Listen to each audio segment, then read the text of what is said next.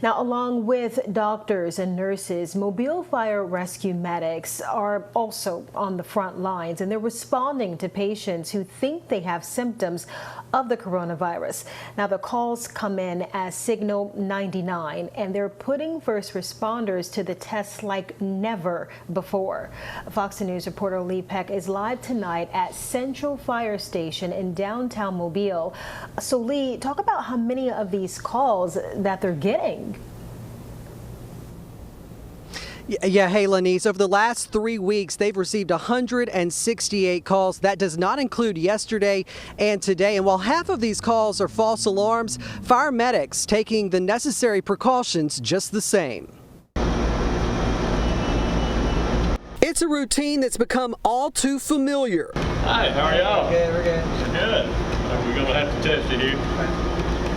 Mobile Fire Rescue screening visitors before they're allowed inside. 98.4. With one of their own testing positive for COVID-19, Chief Mark Seeley doing everything he can to minimize exposure to his crew of nearly 500 firefighters. Our focus is on our community at all times, so whatever the need is, we try to prepare best we can. Nobody in the world is prepared for this, but I'm very proud of our organization, the way they've stepped up.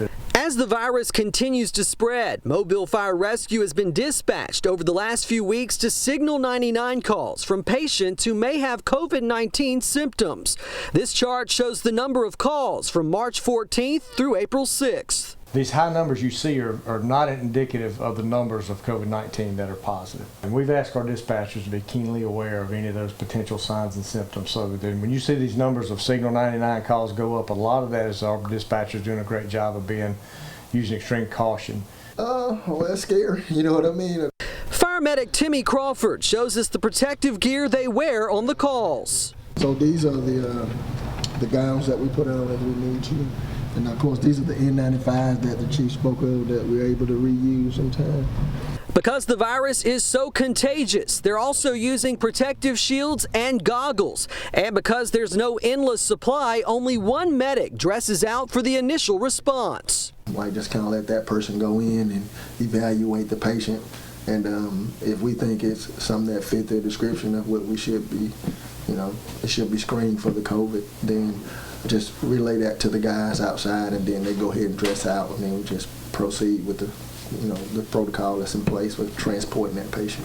Putting their own fears aside, these first responders are here and ready to take the calls. The difference in our firefighters is they overcome that and deal with their own, and they deal with their own concerns with their own safety, do the best they can, and they go into harm's way every day like we've always done. And yes, there are some personal concerns for their own safety, but they put that aside and go get the job done. Mobile Fire Rescue urging people who are asymptomatic to not call in but stay home and self-isolate. They're also asking people who do call in, if they can, to step outside to be evaluated to minimize exposure to firefighters from going inside their homes. We're live tonight in downtown Mobile. Lee Peck, Fox 10 News.